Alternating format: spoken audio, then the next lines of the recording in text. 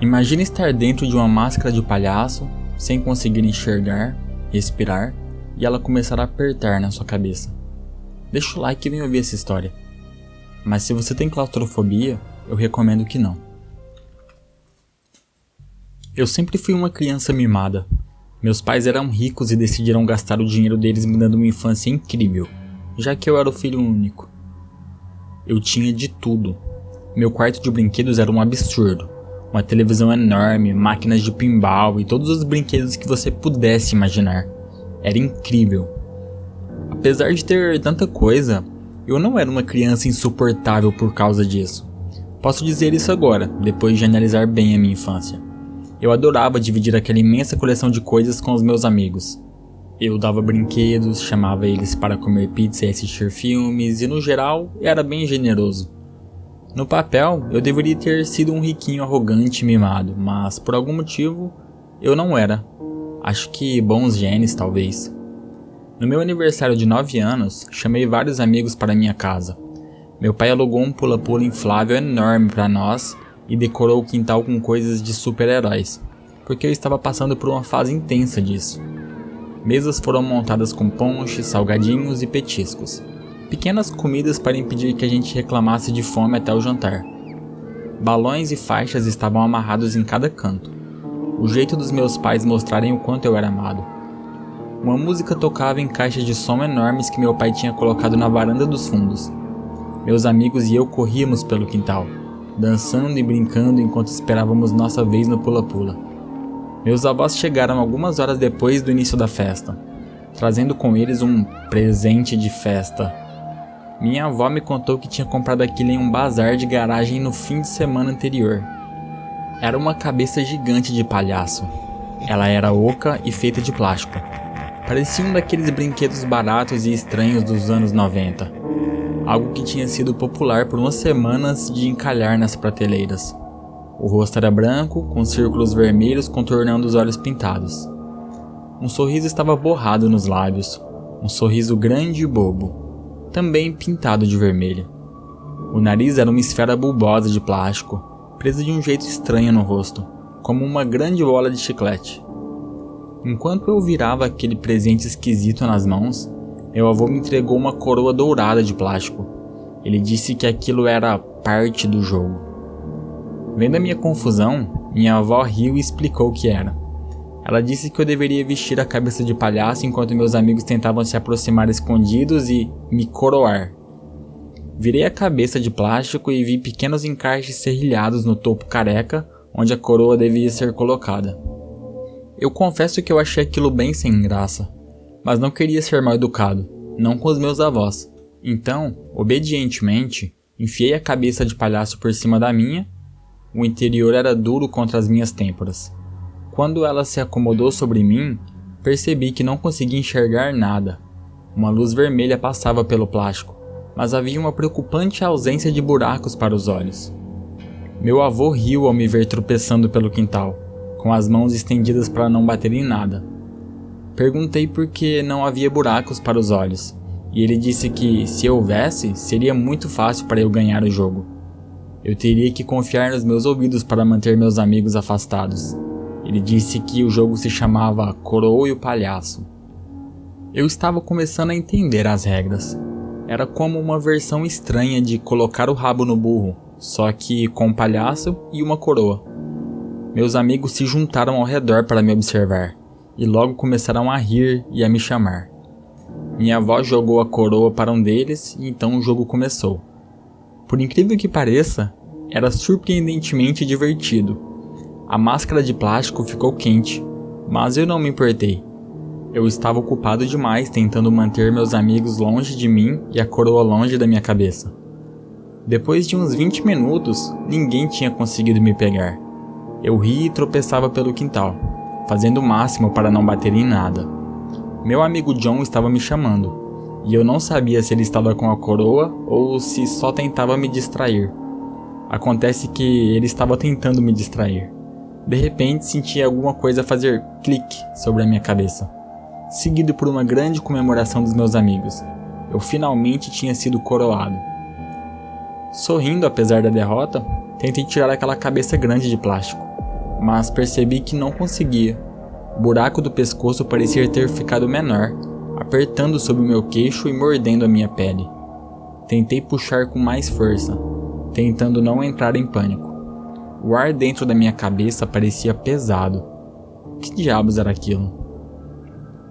Envolvi os dedos na base da cabeça e puxei para cima com toda a força. Senti as bordas ásperas cortarem a minha pele e aí eu parei imediatamente. Eu consegui ouvir meus amigos rindo de mim. Tenho certeza de que eu parecia ridículo, mas naquele momento não havia nada de engraçado na situação. O suor escorria para dentro dos meus olhos e eu piscava contra a ardência. Minha respiração batia nas paredes apertadas da cabeça e voltava contra meu rosto. A luz vermelha que passava pela tinta dos olhos me deixava tonto e desorientado. De repente, eu estava muito consciente do quanto aquela cabeça de palhaço era claustrofóbica. Chamei por ajuda, fazendo o máximo para impedir que o pânico aparecesse na minha voz. Ainda rindo, um dos meus amigos veio me ajudar. Senti as mãos dele em volta das minhas orelhas e, de repente, gritei quando ele puxou para cima. A dor explodiu ao redor do meu rosto e eu empurrei para longe. Por que não conseguia tirar aquilo? Tinha sido tão fácil colocar. A cabeça havia deslizado confortavelmente, com um pouco de espaço sobrando. Mas agora tudo parecia me esmagar, e a abertura estava pressionada contra minha garganta. De repente percebi que meu nariz estava torto contra o plástico, dobrado dolorosamente para a direita. Foi então que entendi o que estava acontecendo. A cabeça de palhaço estava encolhendo. Gritei para alguém chamar meu pai, com o suor escorrendo pelo meu rosto. A cabeça fedia, e a combinação de respiração presa e suor me deixava tonto. Minha garganta estava seca, mas meus lábios estavam cobertos de suor.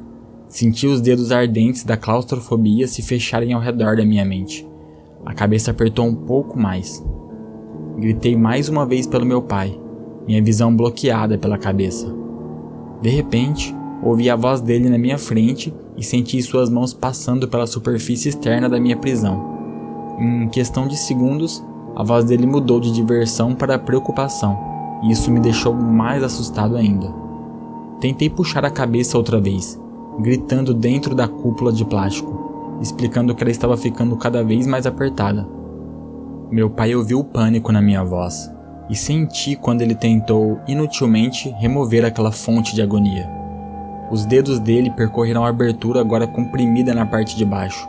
Ele tentou enfiar os dedos entre a borda da base e a minha pele, mas só conseguiu me sufocar e me fazer engasgar quando os nós dos dedos dele afundaram contra minha garganta.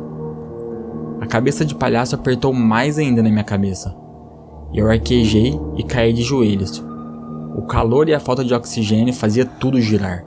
Meu pai gritava com os meus amigos, mandando que buscassem alguma coisa no galpão. Eu não estava conseguindo ouvir muita coisa. Eu estava tão concentrado em apenas respirar.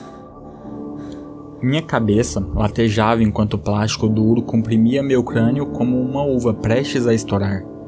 Ouvi a voz preocupada da minha mãe, uma pergunta aguda que meu pai ignorou. Senti os dedos dele tentando arrancar a cabeça da minha garganta novamente. Ele sabia que eu estava apagando.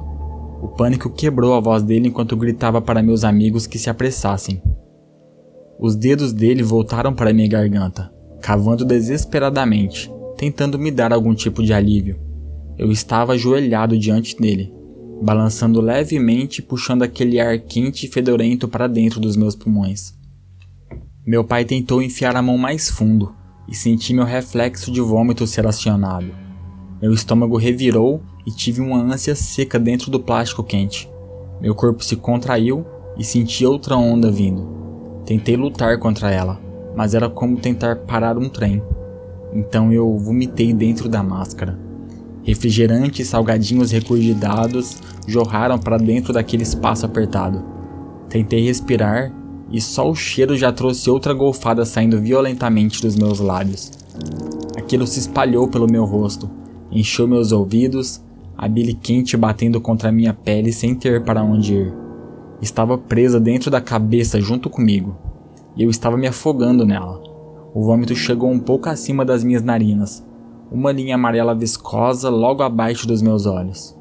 Meu pai me ouviu borbulhando dentro da cabeça e rapidamente me deitou de costas. O vômito escorreu ao redor das minhas orelhas, criando uma pequena bolsa de ar para eu respirar. Inspirei aquele ar podre e senti o plástico apertar de novo. Uma compressão dura e molhada que começou a preencher a minha visão com escuridão. Senti minhas forças começarem a abandonar meu corpo. Minha cabeça estava presa por uma garra de ferro, e eu não sabia quanto tempo mais eu aguentaria. Depois do que pareceu uma eternidade, meu amigo voltou com o objeto que meu pai tinha pedido. Ouvi meu pai tentando me orientar, mas a voz dele era abafada pelo vômito nos meus ouvidos. Ele me virou lentamente de lado e eu tossi e engasguei contra aquele líquido nojento. Meu nariz parecia estar quebrando contra as paredes da minha própria prisão. Minhas orelhas queimavam e o suor cobria minha pele. Senti meu pai deslizar alguma coisa fria e dura pela lateral do meu pescoço, logo abaixo da borda da minha cabeça. Eu soube exatamente o que era. Era um pé de cabra. Cerrei os dentes, as lágrimas escorrendo dos meus olhos enquanto meu pai pedia desculpas, com a voz quebrada pelo desespero. Eu uivei quando ele fez pressão. O pé de cabra afundou nos músculos do meu pescoço. Para meu alívio, senti a máscara ceder um pouco. Apenas uma leve abertura que permitiu que parte do vômito escorresse para fora. De repente, a cabeça de palhaço apertou mais uma vez, esmagando meu crânio com mais força do que eu podia suportar. Eu me debati no chão, gritando de agonia, arranhando a própria cabeça, sentindo como se meu crânio fosse explodir pela pressão, e a escuridão se aproximou ainda mais. Ouvi meu pai mandar meus amigos me segurarem enquanto ele reajustava o pé de cabra. Mãos suadas me prenderam contra a terra enquanto minha cabeça era empurrada de lado. Senti meu pai pairando sobre mim, a língua fria do pé de cabra lambendo a lateral do meu pescoço. Meu pai pedia desculpas repetidas vezes, e eu soube que algo ruim estava prestes a acontecer. Meus músculos se enrijeceram em volta quando meu pai enfiou o pé de cabra sobre a borda da máscara, rasgando minha pele e fazendo sangue escorrer. Ele empurrou até eu sentir a superfície dura encostar na minha bochecha. Nessa hora meu corpo travou, o sangue quente escorrendo pelo meu pescoço e pelos meus ombros. Ouvi meu pai sussurrar no meu ouvido para eu me preparar. Uma pressão esmagadora cortou a lateral do meu rosto, e eu me debati violentamente, agarrando e arrancando punhados de grama enquanto a dor atravessava minha bochecha e meu pescoço como um raio se espalhando. A ponta do pé de cabra rangeu contra minha mandíbula enquanto meu pai fazia pressão, uma última tentativa desesperada de remover a cabeça de palhaço antes que ela me matasse. Lágrimas escorriam pelo meu rosto, e uma escuridão vermelha sacudia o meu mundo. Vômito e suor cobriam meu rosto enquanto eu tentava escapar da dor. Meus amigos me seguravam no lugar, e eu ouvi um deles chorando. Meus dentes bateram uns contra os outros, enquanto meu pai continuava puxando para cima. Com um estalo repugnante, ouvi minha mandíbula quebrar, e, de repente, fui levado a um nível de agonia dilacerante que eu nem sabia que existia. Minha língua se mexeu sem controle e ficou dormente dentro da boca. Senti um molar se soltar da minha gengiva. Ele rolou pela minha língua como um doce ensanguentado. Senti uma escuridão uivante avançar sobre mim. Enquanto ela me engolia, senti uma onda repentina de ar frio quando a cabeça de palhaço rachou e finalmente se despedaçou. Enquanto eu desmaiava, senti meu pai me sacudindo, me segurando nos braços. A voz dele desapareceu no meio do nada. Acordei no hospital algumas horas depois, com o rosto enfaixado e contorcido ao redor de algum tipo de plástico que mantinha minha mandíbula no lugar. Eu me sentia tonto e enjoado. Uma bolsa de soro ao lado da cama gotejava alívio na minha corrente sanguínea. Minha mãe e meu pai estavam ao meu lado, com os olhos vermelhos e cheios de preocupação. Meus avós estavam do outro lado da cama. Minha avó estava completamente pálida e chorando. Assim que perceberam que eu estava acordado, todos começaram a se desculpar ao mesmo tempo. Meu pai pelo que tinha feito, meus avós por terem me exposto àquele horror.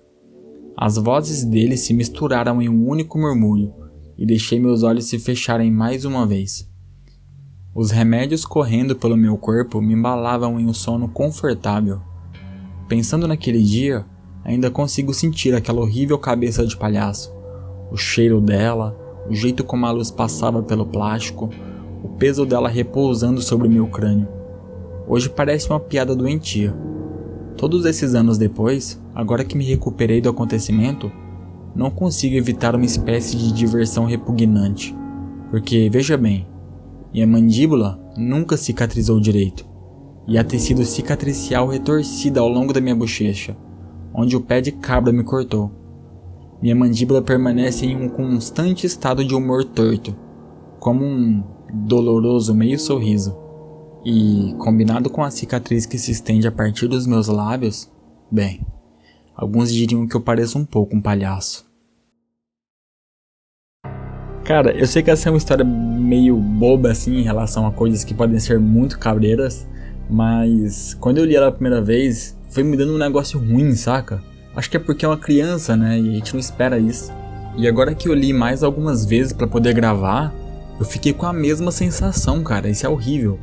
E eu tenho certeza que essa é a sensação de quem tem que pegar metrô em São Paulo às 6 horas da tarde pra voltar pra casa do trabalho. Eu não moro em São Paulo, mas eu já peguei metrô aí e eu sei que é esse lixo. Mas galera, comenta aí o que vocês acharam, dá sugestão aí pro canal, caso vocês queiram pedir alguma história, enviar algum relato. E é nóis, fui!